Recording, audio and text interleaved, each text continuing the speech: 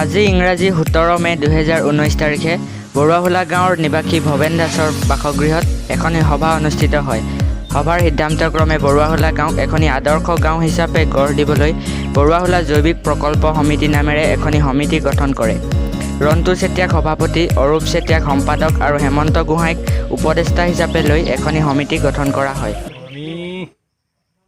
আমাৰ ৰন্তু চেতিয়া, মই আৰু ভৱেন দাসৰ লগতে আমি কেইজনমান লগ লাগি চিন্তা কৰিলোঁ যে বৰুৱাহোলা গাঁওখনত প্ৰায় 700 ঘৰ মানুহ একত্ৰিত হৈ এটি নামঘৰতে আজি বহু বছৰ ধৰি বসবাস কৰি আছে। মই এইখিনিকে একত্ৰিত কৰি আৰু শক্তিশালী কৰাৰ লগতে সেই এলেকাটোকে মানুহখিনিক স্বনিৰ্ভৰশীল কৰি জৈৱিকলৈ ৰূপান্তৰ কৰাকে আদি কৰি মানুহখিনিক তাতে এটা ব্যৱসায়িক স্থল হিচাপে গঢ়ি তুলি কেনেকৈ মানুহখিনিক আগুৱাই নিব লাগিব তাৰ কাৰণে চিন্তা চৰ্চা কৰিছিলোঁ।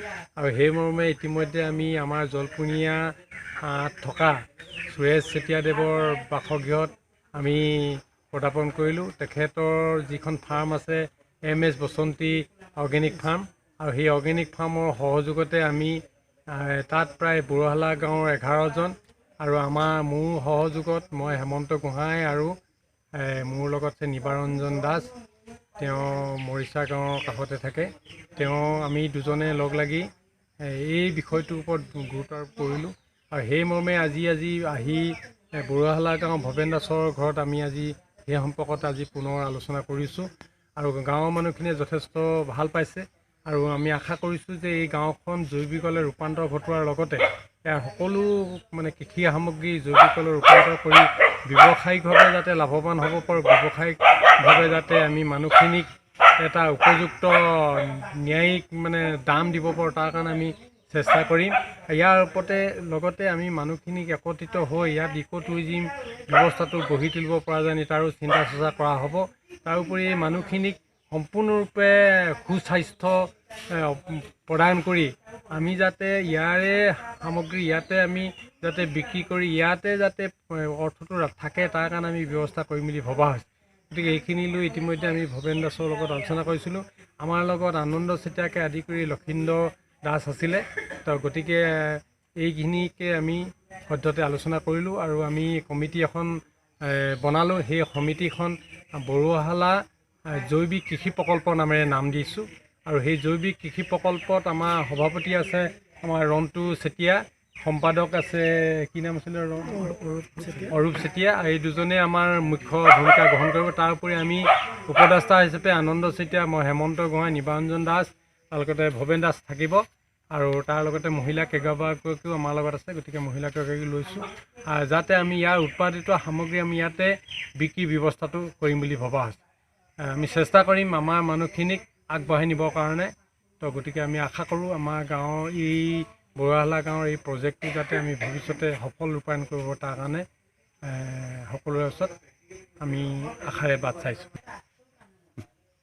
আমাৰ সমিতিখন বেচৰকাৰী বুলি কথা নাই, আমি মানুহখিনি গোট খাইছোঁ। চৰকাৰী বেচৰকাৰী কথা নাই, ইয়াত আমি মানুহখিনি একত্ৰিত হৈছোঁ। একত্ৰিত হৈ আমি ইয়াত কৃষি নিৰ্ভৰ এখন সমাজ, আদৰ্শমূলক সমাজ গঢ়ি তোলাহে আমাৰ লক্ষ্য। ইয়াত চৰকাৰী বেচৰকাৰী কথা নাই, ইয়াত গভৰ্ণমেণ্টৰ পৰা আমি পুঁজি কথা নাই, আমাৰ শ্ৰমেই ইয়াৰ পুঁজি, বেলেগ কথা নাই। সমিতি লিমিটেডৰ মই অধ্যক্ষ হয়। জৈৱিক এই গোটেই 700 ঘৰ মানুহক আমি জৈৱিকলৈ ৰূপান্তৰ ঘটাম যেতিয়া তেখেতলোকক ভাৰত চৰকাৰৰ যিটো জৈৱিক সংস্থা NCOF বুলি কয়, এই অনুষ্ঠানৰ যোগেদি এই 700 ঘৰ গোটেই 700 ঘৰৰ প্ৰতি ঘৰ মানুহকে আমি জৈৱিক চাৰ্টিফিকেশ্যন কৰিম। আৰু তাৰ উপৰি ইয়াৰ উৎপাদিত সামগ্ৰীবোৰ আমি বাহিৰলৈ বাহিৰলৈ ৰপ্তানি কৰিবলৈ আমি যত্ন কৰিম। আৰু তাৰ উপৰিও আমি অসম ক্ষুদ্ৰ চাহ খেতিৰ উন্নয়ন সমবায় সমিতি লিমিটেড ইয়াত থকা যিখিনি চাহ গছ সেইখিনিও জৈৱিকলৈ ৰূপান্তৰ কৰাই নহয়, ইয়াত প্ৰচেছিং কৰি ইয়াৰ মানুহকে খুৱাবলৈ যত্ন কৰিম। আৰু অতিৰিক্তখিনি আমি বাহিৰৰ বজাৰলৈ নিবলৈ যত্ন কৰিম। ইয়াৰ উপৰি ইতিমধ্যে ভৱেন দাসে কলা চাউলকে আদি কৰি তেনেধৰণৰ মানুহগৰাকীয়ে যথেষ্ট খেতি বাতি কৰে। গতিকে তেনেধৰণৰ যিখিনি বৰা চাউল হওক, কোমল চাউল হওক বা কলা চাউল হওক, সেইখিনি আমি বাহিৰলৈ ৰপ্তানি কৰি অধিক দামত আমি বিক্ৰী কৰিবলৈ যত্ন কৰিম। আৰু ইয়াৰ উপৰিও আমি এই ক্ষেত্ৰত হাপে খাটিত এটা অনুষ্ঠান গঢ়ি তুলিবলৈ যত্ন কৰিছোঁ। বাৰে কৰি 21খন গাঁও আমি কনভাৰ্চন কৰিবলৈ লৈছোঁ। ইতিমধ্যে গোলাঘাটৰ বনগাঁৱত তাত 2খন গাঁও আমি সংযোজিত কৰি এটা প্ৰকল্প কৰিবলৈ ঠিক কৰিছোঁ। ইতিমধ্যে আমি মোহনবাৰী যিটো পঞ্চায়ত সেই মোহনবাৰী পঞ্চায়তটোৰ সম্পৰ্কত আলোচনা বিলোচনা হৈ আছে। আমি আশা কৰিছোঁ এই মোহনবাৰী গাঁও পঞ্চায়তটোকো আমি জৈৱিকলৈ ৰূপান্তৰ ঘটাবলৈ সক্ষম হ'ম। ধন্যবাদ।